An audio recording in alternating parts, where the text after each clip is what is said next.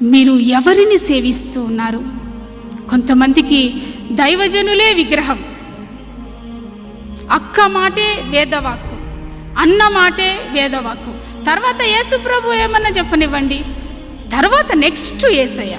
అలా చేసి అనేకులు ఆత్మీయతను నష్టపరుచుకున్నారు.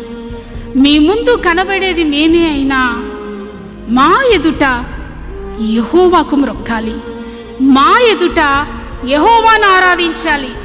దైవజనుల పర్యవేక్షణలో, దైవజనుల నాయకత్వంలో ఉండి, ఎందుకంటే దైవ సంబంధమైన మార్గంలో ఎలా నడవాలో కొన్ని విషయాలు మీకు తెలియవు. దైవజనులుగా మేము హెచ్చరిస్తాం, మేము బోధిస్తాం. ఇప్పటి వరకు ఆత్మీయ బలంతో నువ్వు బ్రతకలేకపోతూ ఉంటే దైవ బలాన్ని పొందుకుందునా? ఎలా వస్తుంది ఆ దైవ బలం? పరిశుద్ధాత్మ ద్వారా.